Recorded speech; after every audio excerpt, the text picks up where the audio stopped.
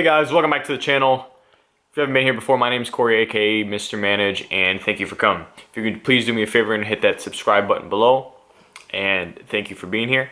And if you liked the video, give me a thumbs up. Today, another mod for Xena, and it's a big one. I'm not going to be showing you how to do it, which I'll get into. Just going to interject right here. I told you that the mod's brakes. If you want to know the little details about the brakes and like the things that you may need answered, this is what this video is about. It's going to be really long, so you could sift through it if you want, but this is going to be a lot of information on doing this kit, conversion, and how the process was for me and the little things that you need to know. Sorry for this side note. I just want to point that out and let you know what you're going to be getting into. Continue. Thanks. I'll just dive right in. I'm upgrading from V6 calipers to SS calipers. And I've done so much research on the forums over the last year. This mod was in the making since last year. I was just waiting for a good price on takeoff parts and obviously a good year, or year doesn't really matter, but a good mileage on the car, and depending on what happened to the car. And I finally got my hands on some this year. I was gonna make a video on how to do this because I see it on the forums, people talk about it, but there's a lot of things that are unanswered. That I'm not really like the biggest fan of because it leaves the person out. So I did a lot of research myself to get the answers I needed to get, and I was gonna put a video out there because I couldn't find a video. Like, you can find videos of like SS's being taken off of SS Camaros, but like no one really goes into like doing the swap into detail. So as I got everything ready, I decided, hey, I'm just gonna look up some videos on Brembo stuff and just refresh my memory.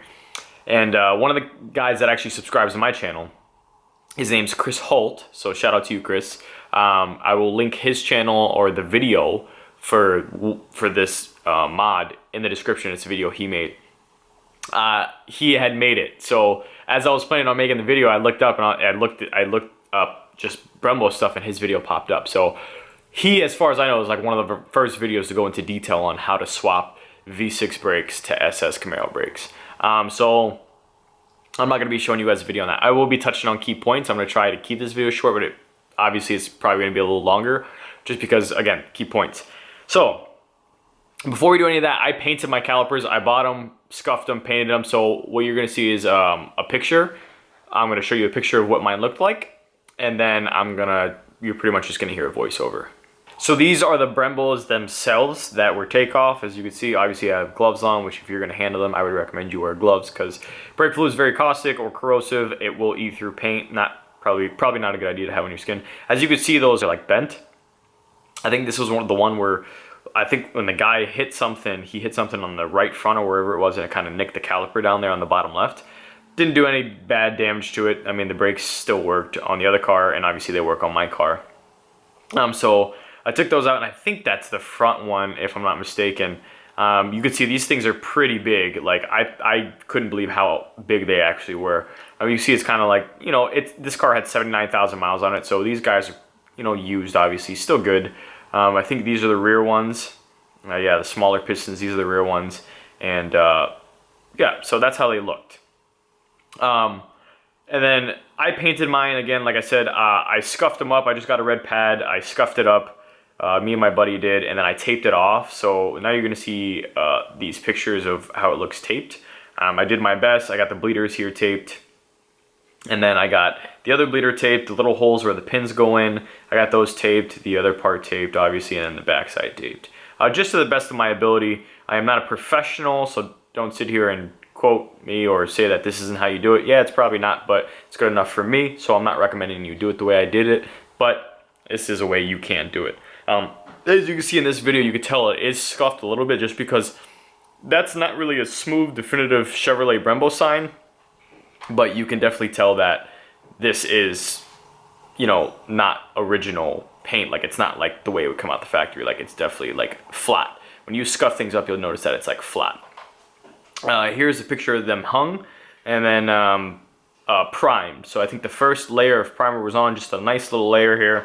So I scuffed it, I tacked it, I prep solved it to get all the grease and stuff off, wiped that off, tacked it again, and then I threw the first layer of prime. I am using VHT, by the way, caliper paint.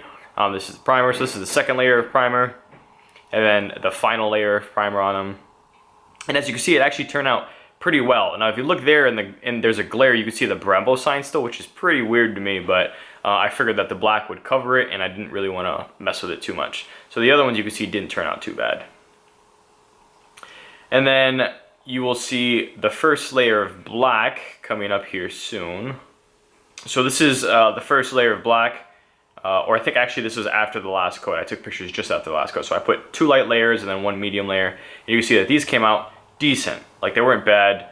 I did not clear over these. Some people will clear to give it an extra gloss. I was already using gloss paint, so there's no need really to clear.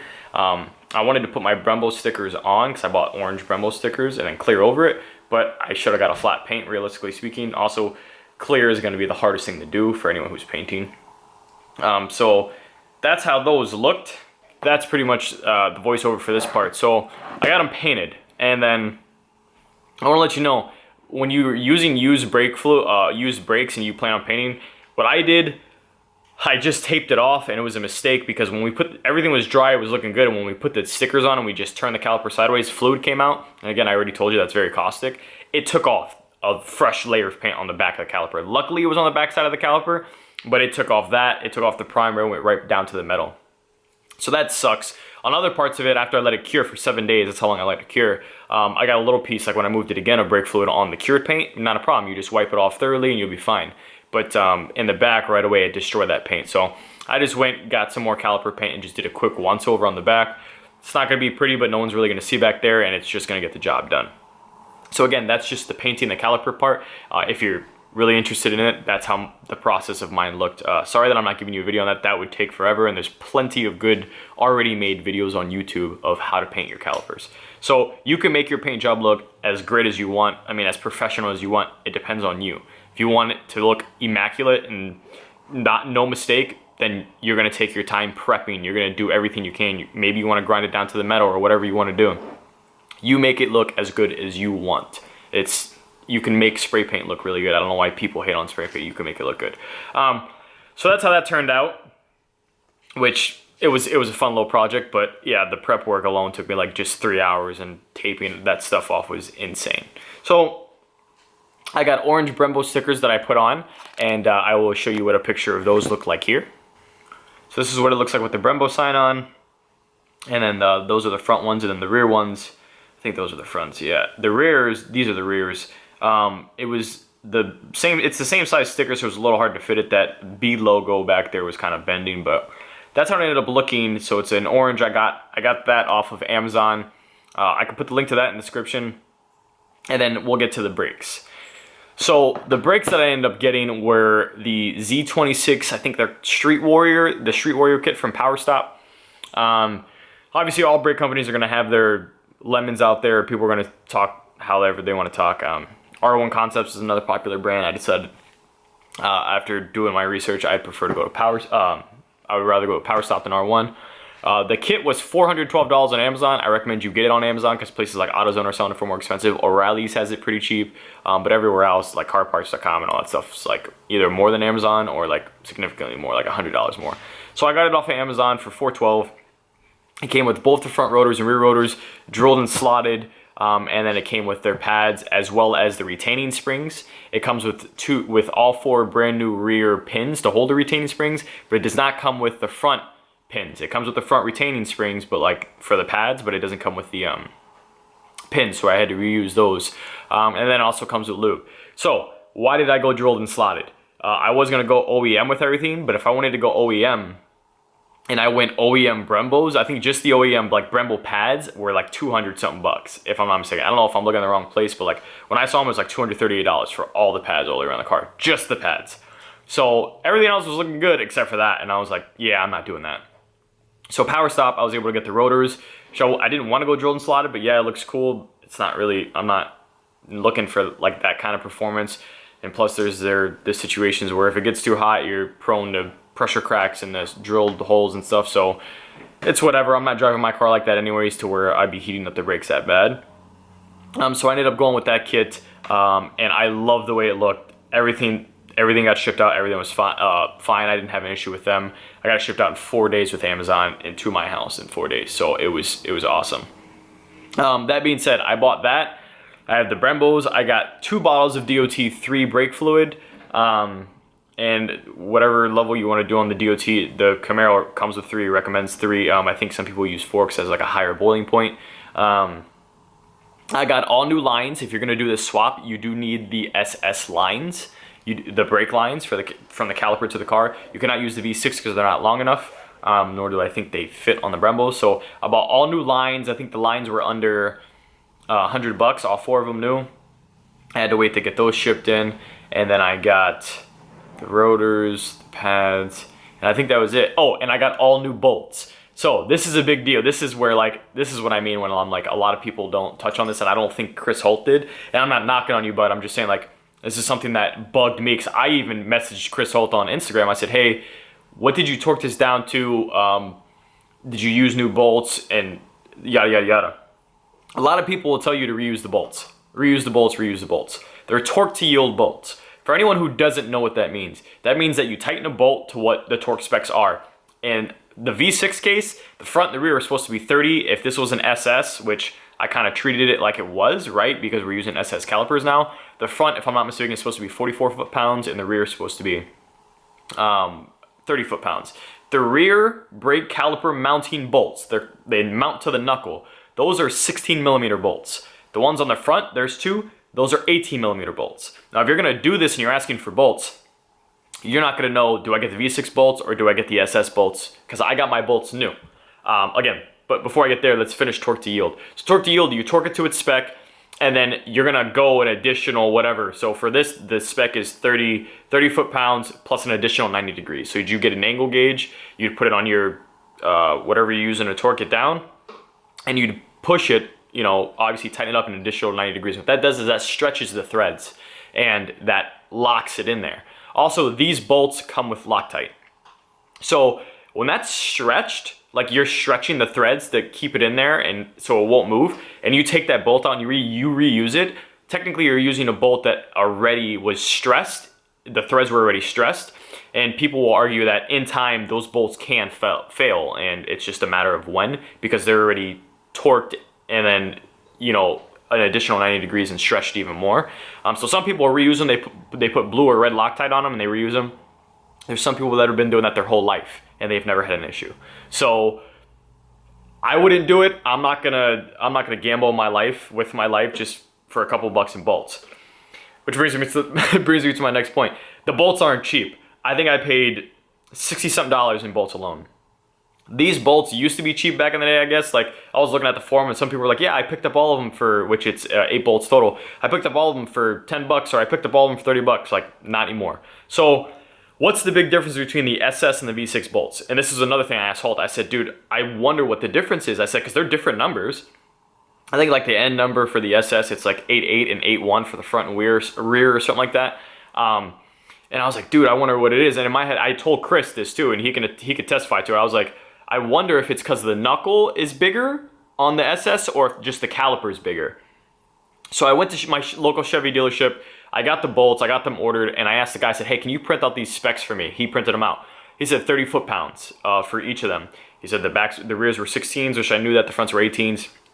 They come with Loctite. The rears will come with yellow Loctite on it, which is like a medium or a low medium Loctite. The fronts will come with red Loctite, and the red's like a permanent, so in 24 hours it's supposed to like cure. Obviously, most of your stocking power is going to be in the front of the car, so that would make sense, right?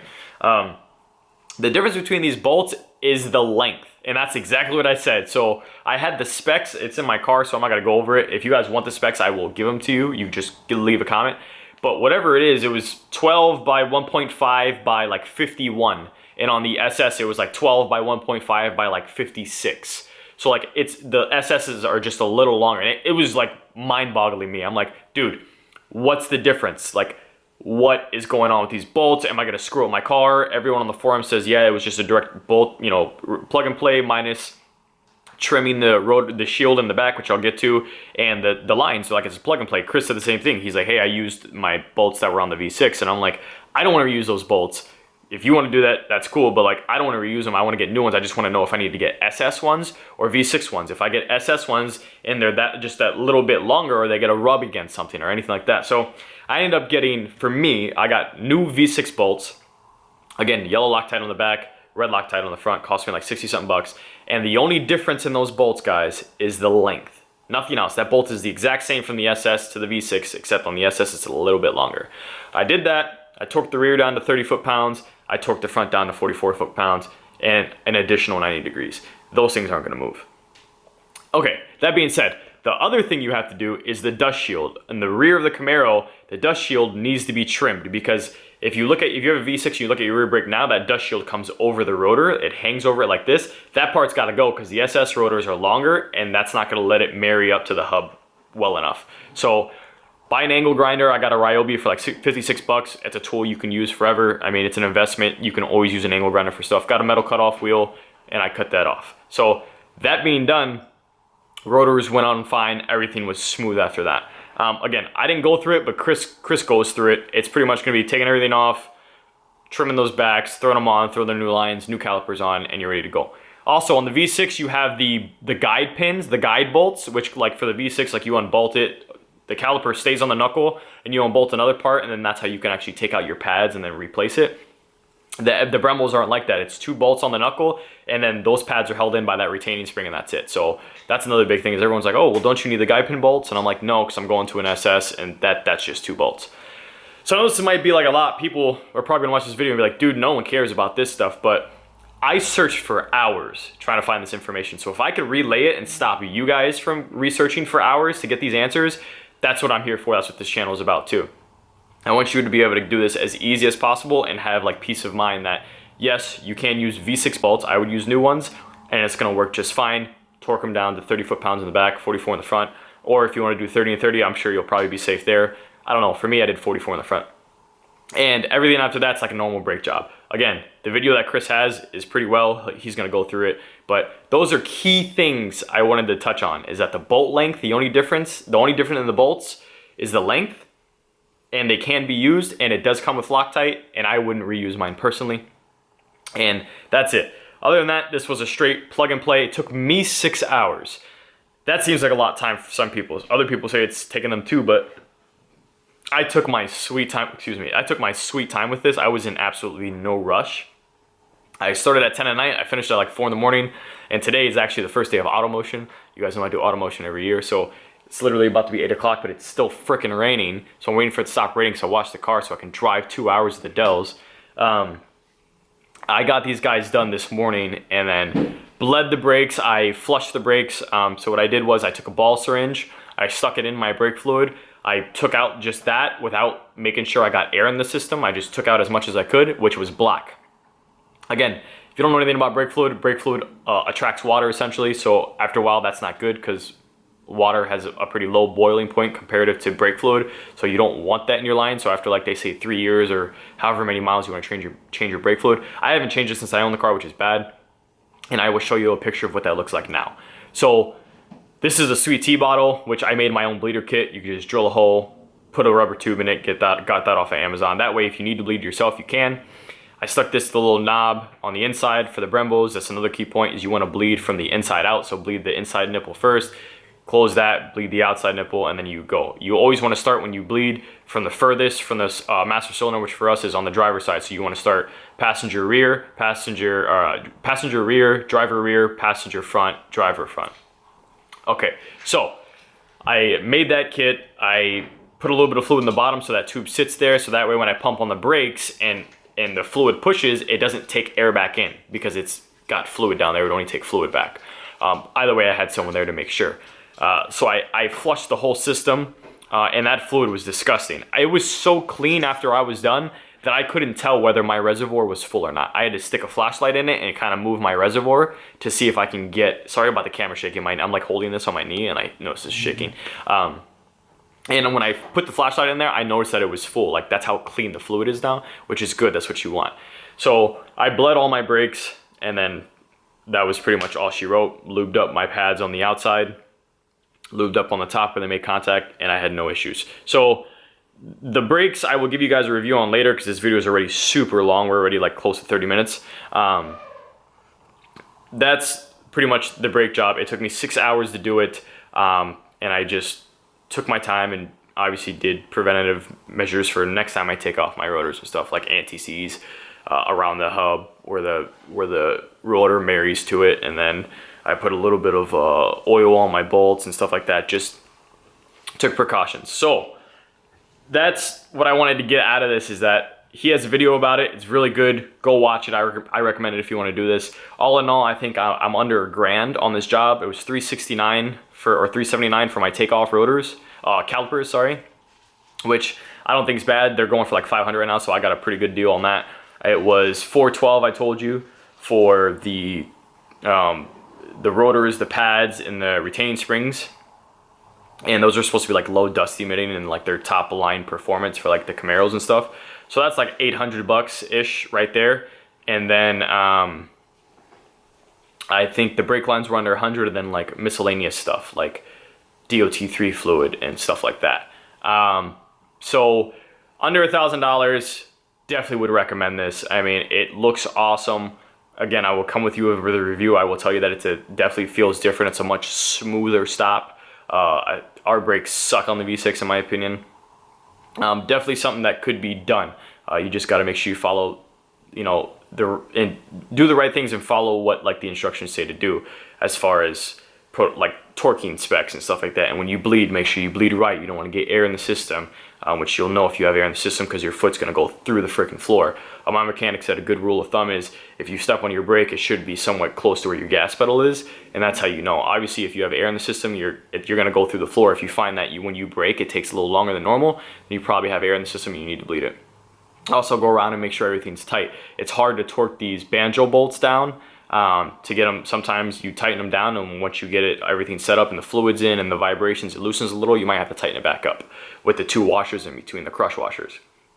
That's another thing. The torque spec for the banjo bolts are 30 foot-pounds, which I think is insane. I've seen nightmare stories and videos of people snapping banjo bolts, and I was like, no, we're not doing that. So I also got 4 new banjo bolts as well. And if you don't know what a banjo bolt is, it's the bolt that goes in your brake line hose into your caliper. It has a hole in it. It's a hollow bolt, and that's how the fluid gets to your caliper. So people are torquing those down to 30 pounds because that's what GM says. And some of them snap, and if it snaps in your caliper, good luck getting that out. So I torqued mine down tight and then retorqued them down again a little tight. I had a little leak, just small amount. You got to be careful with that because when you let go of the brake, you could get air in the system. I didn't get air in my system, luckily. And I just tightened those back up. I had my mechanic throw my car up. I tightened those up. And we were done with that. So if you follow what you're supposed to do, this is a mod that's very like satisfying in my opinion. It was a great mod. I enjoy the look of it. I enjoy the feel of it. I feel more comfortable hauling the ass of my car. Like the more my horsepower goes up, the more I need to stop. Granted, are these brakes probably overkill to some people? Sure. I mean, I don't have a 500, 600 horsepower car, but why not have better brakes if you can? You know what I mean? So when people say that, I'm like, why not? Why? If you could have the best stopping power in the world for the slowest car, why wouldn't you do it still? Does that not make sense? Like, you could still stop. Oh, you don't need to, but you can. Like, it's nice to have it. Anyways, sorry this was a long video, guys. I just wanted to touch base on little things. So that's the mod I did, was the conversion from V6 brakes to Camaro SS brakes. I know that's like a whole bunch of scatterbrain stuff in there, but for someone who went through what I went through looking for information, you're gonna find key stuff in here. Trust me. This is a good video for like letting you guys know the details. And if you have any questions, post them in the comments. So without delaying it any more, I'm gonna take you guys downstairs and I'm gonna show you what these brakes actually look like. And that's pretty much gonna be the end of this video. See you downstairs. All right, guys, so we're outside and this is how the fronts look. Boy, look at that clearance. Ooh, she's lowered. So they look really good. Also, PowerStop does a really good job at labeling which rotor goes where. Obviously, if you make a mistake, you can tell because if the wheel rotates this way, the rotor rotates that way, you kind of want these slots to kind of go down. You don't want to go against it. You don't want them coming this way against the brake pad. So you can kind of tell. It looks ridiculously good, especially with these wheels. The orange isn't like a direct match, but it's pretty close. And you can just, it's amazing, like how they look. I love it. Good points to check for leaks are obviously all the way back there, where you see that little screw back there, that's where it bolts up to the car, from the car itself, and then the line goes back there into the where the banjo bolt goes. Then you want to check for leaks there, and then make sure that your nipples, your bleeders and stuff like that are closed. So that's the front. This is the rear left. This is one that I'm having an issue with. It's not really an issue, but like if you could tell, like this rotor looks a little darker. Obviously you can see the brake shield is trimmed back there because this wouldn't fit otherwise. If you really look, you can see that little edge back there. That's not the prettiest, but people really can't see that. If you look, sorry guys, just looking at the brakes. If you look at this one, it just looks a little darker. And I was talking to my mechanic about it, and I was like, I wonder what's wrong. And he said, well, you could have something in the brake pad itself. He said that he was working on a car that had 3,000 miles the other day, and the brakes were squealing. And he said that when they took the brake pads out, they found a nail in it. Somehow somebody dropped a nail in them when they were like during the curing process or something like that, and it literally was scratching her rotor. So that was warranted and whatnot, but he's like, you never know what's going on. So that one's a little dark, and when I step on the brakes, like I get kind of a smell sometimes, but he said that could be because I didn't clean it off well enough with the brake cleaner. And if that happens, then obviously, if you guys don't know, rotors are treated while they're in the factory so that they don't rust and stuff like that, and you use brake cleaner and stuff like that to get it off, to get that stuff off, that layer of protection off, so that way you don't, your pads don't have to burn it off. He was saying maybe on that side that I didn't clean it off well enough, because when we put the car in the air and we looked at that rotor looked the same on the other side. Which, what are the chances of two pads being messed up? The two pads that I put back there, it's most likely that the rotor wasn't cleaned off well enough. He said over time it will just burn off, and either if it's the pad or if it's the oil, and then it's going to go back to normal. He said check it in a week, and if a week it still looks the same, you know, I'll bring it back, and then I'll go through like a warranty or whatever with PowerStop if that's the issue, but it'll be fine, guys. So this is the other side on the front. A little side note is you're going to see like little nicks in my calipers, like up there, and that's just like when I was putting stuff on, and like the brake fluid still may have hit like certain points when I was putting it on and whatnot, but everything else is brand new except for the rotor. Like new pads back there, fresh paint, actual rotor, fresh SS lines. If you look, you can see that guy all the way back there, so that's a point to check for leaks. I'm trying to, where's the camera? Yeah, it's hard for you guys to see, but you know, it's all in all, it looks pretty good if you ask me, but I guess it's easy for me to say because it's my car. And then this guy, this is the last one, and that looks pretty good itself too. So that's how it looks, guys. Sorry that the video is so long. Definitely worth the money, in my opinion. I would definitely get it done. I mean, from a distance, it looks sick too. But again, I will come to you guys with a review. Hold on, let me turn this around. I will come to you guys with a review on these guys to let you know like my opinion of them. Obviously, I love them already, but I'll be like more in depth. Also, you're gonna have a braking procedure with these guys, which a lot of people I feel like don't do. Like, if you go to the mechanic and you get, or your local shop and you get your brakes and stuff done, like I don't know if they really do a braking procedure. So for this car, it tells you what your braking procedure is if you're gonna put on new pads, you should drive it as soon as you get them on. And I did this kind of like in the country, so I could do this, because if you're like live in a city, you're not gonna be able to do like a completely accurate braking procedure. But you should drive the car to 40 miles an hour and then do a pretty rapid stop to 10 miles an hour. But don't stop the car completely, because you don't want the pads to sit like that on the rotor. And then you do that 5 times back to back without letting the brakes cool. And then you go from 35 to 5, I believe. 5 times without letting the brakes cool. And then you drive for 5 minutes without getting on the brakes, without using try not to use the brakes. That way the brakes can cool. And that just helps the pads wear evenly and kind of like get like an even mark for your rotor. If you do this, it's gonna be normal to smell like resin and stuff burning. Also, it's gonna just be normal to smell anything, and your brakes are gonna be really hot. So that's why it's crucial to try not to stop. If you know there's a stoplight, start slowing down way ahead and get off your brakes and try and just like cruise or like put your car in a neutral, they say. Because if your pads are really hot and you end up stopping, that can cause like, I guess, some type of imprint on your rotor. And you can get like a shutter, I think they say, or something like that, a rotor shutter. I don't know if that's what it really was called. So the braking procedure is crucial, and I did that right after this. So the pads are good to go and everything's good to go. Again, sorry for the lengthy video, guys. Again, we're at like 30 minutes. I apologize. I just do my best to get good information out. Thank you guys so much for watching. If you made it this far, I appreciate you, and I don't know how you did it, but I don't blame you if you didn't. But if you did get this far, again, I appreciate it. Like and subscribe. Like the video if you liked it. Give me a thumbs up, and please subscribe. Goal this year is 1,500. We're almost at 1,000. I'm really trying to get to that 1,000. Just because I feel like that's a big accomplishment for me. So I appreciate all the love and support out there, guys. The channel has been still growing rapidly, and I really appreciate it. And I got plenty of stuff to come for you guys for this car and other potential builds, obviously. So again, thumbs up, subscribe, and I will see you guys for the next pod. Bye.